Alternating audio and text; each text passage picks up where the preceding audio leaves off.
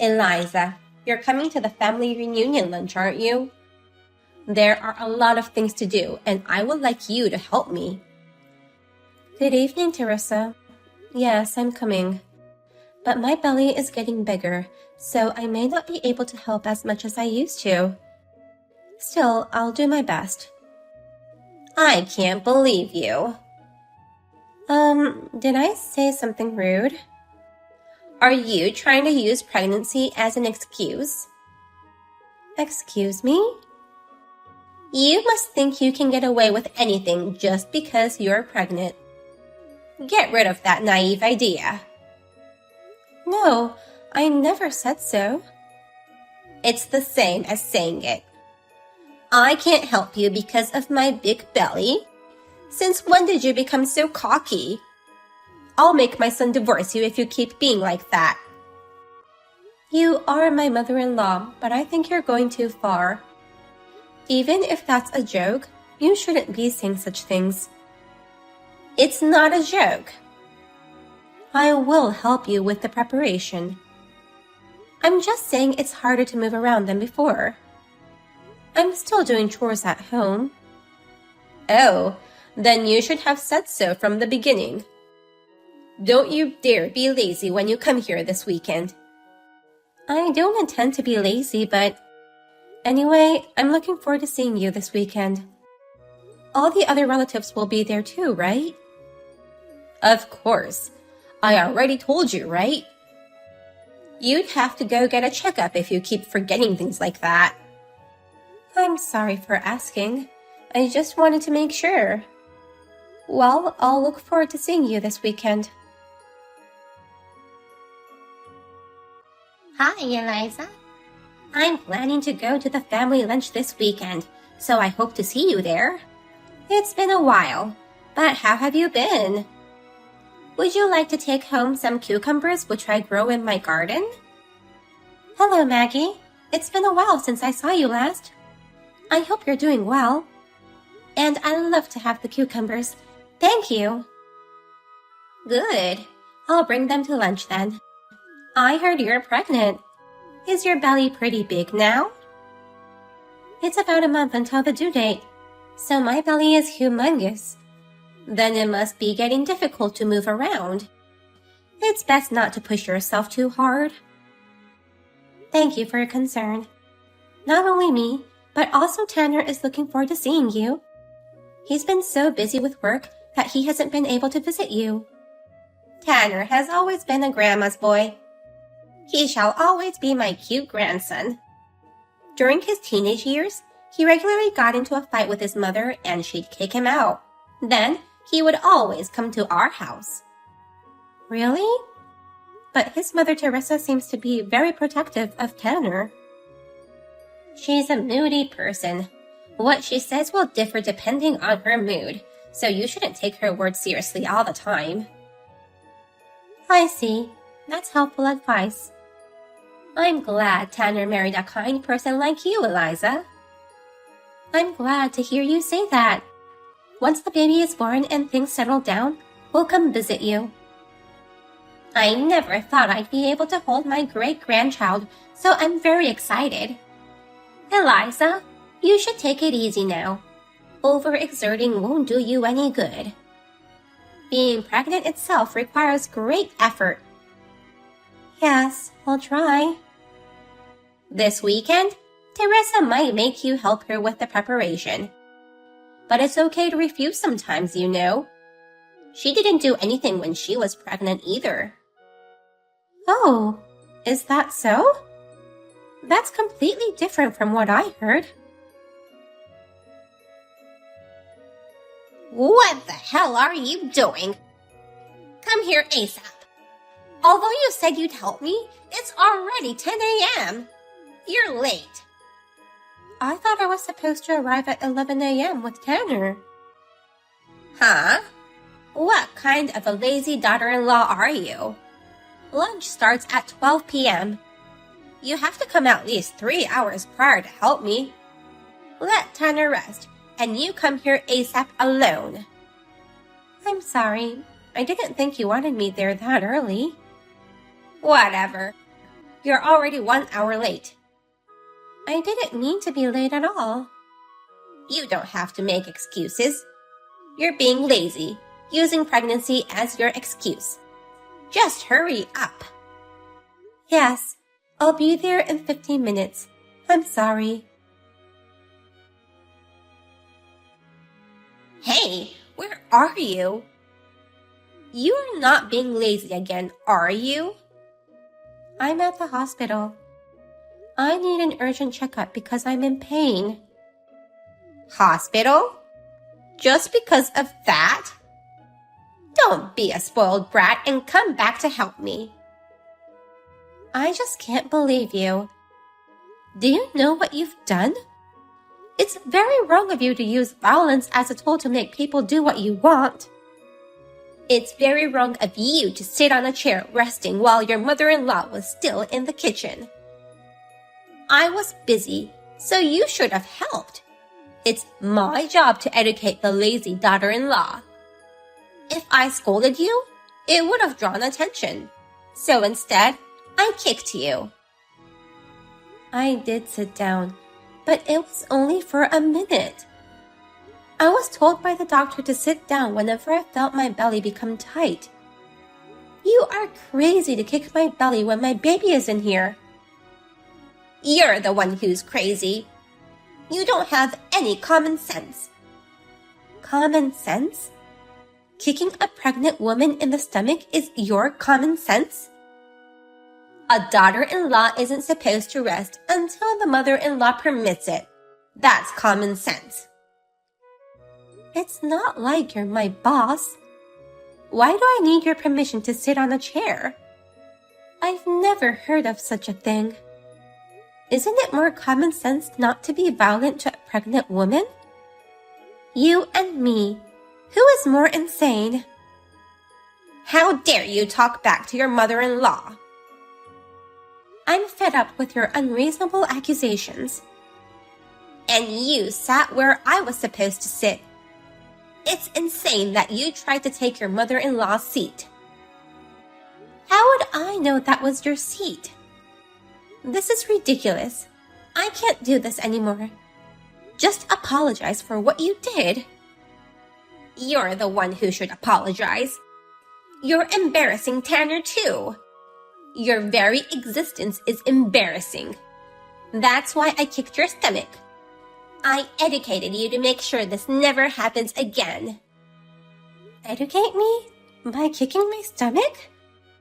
I guess there's no point in talking with you anymore. I don't think I'll ever understand your ways of thinking. It's about time you learn what decent thoughts are. You are insane to sit on my seat while I was still cooking. I kicked you in the stomach to educate you. I won't allow you to go to the hospital. I guess it's my turn to talk some sense into you. Huh? Teresa, I'm so surprised at how bossy you are towards Eliza. You are so different from when you are with me. Who is this? Your mother-in-law. My mother-in-law? That can't be. Eliza, this is not funny. I'm escorting Eliza to the hospital with Tanner. I didn't want to be in your house anymore anyways. Are you really Maggie? I didn't see you at her house. I saw you kicking Eliza the moment I arrived. Do you realize that you did something absolutely unforgivable? Wait, if you're really Maggie, why are you using Eliza's cell phone to text me? Because I couldn't stand watching your awfulness anymore. You harassing Eliza like this. What on earth do you think you're doing? She's pregnant with your precious grandchild. He's also my great-grandson. How are you gonna take responsibility if something happens because of you? I'm sorry. Please don't be angry. It's just a misunderstanding. A misunderstanding? How can you expect me to believe that? I saw the moment you kicked Eliza in the stomach. There's no misunderstanding. I didn't think you were watching. And that was part of my education. Education? I'm surprised. Violence is education? Don't tell me you've been violent with Tanner too. Of course not. Tanner is my precious son. I swear I've never been violent to Tanner. I see. Then it wasn't education after all. What? Eliza is Tanner's wife, and she is pregnant with a baby. I can't believe you'd attack her with physical violence like that for some stupid reason like daughter-in-law education. You disgust me. Maggie, it's not like that, really. Believe me. I'm horrified to think what might have happened if I hadn't seen it by chance. I will never forgive you for this. Prepare yourself for what's to come tomorrow. Maggie, don't say such scary things. I'll get down on my knees and apologize to you. Why would you apologize to me? That makes no sense. Eliza, why did you do that? That's my line. You didn't have to tip off Maggie. Because of you, Maggie humiliated me. I never thought she'd strike back at me for you. I knew you were scared of her. That's why I told her. What? I heard that Maggie did the exact same thing to you when you sat down at today's family lunch. I wish I could have seen that. Are you really Eliza? I never knew you were such a mean girl. You pissed me off. This is all your fault. And yet, are you going to keep on blaming me like this? What about your apology? Excuse me? You swore to apologize to me for the many wrongs you did to me, didn't you? I wasn't there, so I don't know what kind of conversations you had. But weren't you told by Maggie to do so? If you don't apologize, I'll tip off Maggie again. That you're not sorry at all. Wait a minute. How do you know about all that? Today was embarrassing enough. Maggie yelled at me and kicked me in the stomach so hard it badly hurt. But no one took my side. Not even Tanner. There's no way he'd side with you. Why? All the other relatives are also angry at you for what you did. Not everyone saw what you did, but they know Maggie would never lie. So you're done. What do you mean I'm done? Shouldn't you be reflecting on your own actions and apologizing to me? Well, it's not like I can forgive you even if you apologize to me. I don't even want to see your face again, so I'm going to cut ties with you. You're cutting ties with me? You're not going to help me with the family events anymore? If I would need to see you at such occasions, I refuse. If you're going to disappear, I'll be happy to help. Why would I disappear? It's my house. Then I will never go to that house again. I have told Tanner so, and he's okay with it. So Tanner is on your side? You still don't get it, do you? I don't mind you disliking me, and it'd be a problem between you and me, even if you were mean to me or harassed me. But this time, it's different. I have a baby in my belly. It's Tanner's baby. Don't you think it's only natural that Tanner's angry with you, trying to hurt his baby? But that doesn't mean he should cut ties with his parents. Who would want parents who would harm their child? I won't harm your child. Who would believe that? In fact, you almost harmed him by kicking me. You're overreacting. I ended up in the hospital. How is that an overreaction? Okay, I'm sorry. But you don't have to go as far as cutting ties with me. I am your mother-in-law. I just couldn't forgive you for being lazy because of your pregnancy. Let me tell you something. You're crazy. Excuse me? I asked Maggie about you. When you were pregnant with Tanner, you didn't do any chores. You pretended to be sick all the time. Maggie came over and helped you with taking care of the house. That was because I was really sick.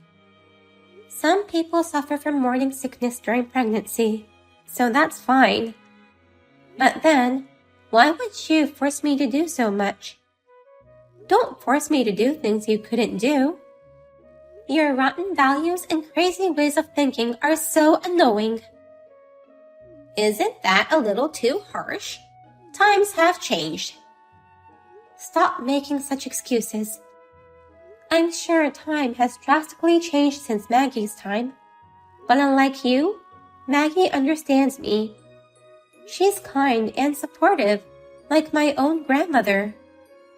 She's so strict with me, you know. You just don't know her well.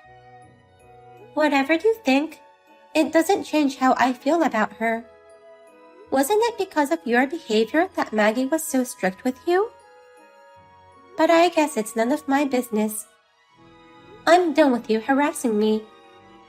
Since I'm cutting ties with you, I won't have to deal with you anymore. Are you still talking about cutting ties? I think it's better to have me around. I can help you educate your children. If you were to educate them, you'd use violence. Don't you ever come near my children. I would never hurt your children. Trust me. Even my husband is upset with me now. If you don't tell him you've reconciled with me, I'll be in big trouble. I don't care. It's a waste of time texting you. I'll apologize, so please forgive me. I don't want my relatives seeing me as an awful mother-in-law. I refuse. You are in fact the worst mother-in-law. You just got what you deserved. If you want to apologize, send me a video of you on your knees. But I'm not going to forgive you whether you apologize or not. In the end, all the relatives took Eliza's side. They all cut ties with Teresa, and she ended up being estranged from the whole family.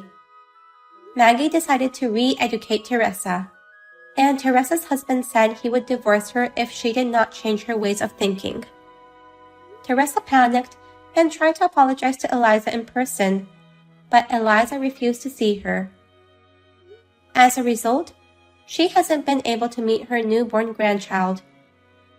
Eliza gave birth safely and went over to Maggie's place to show her the baby. Maggie was overjoyed, holding her great-grandson in her arms.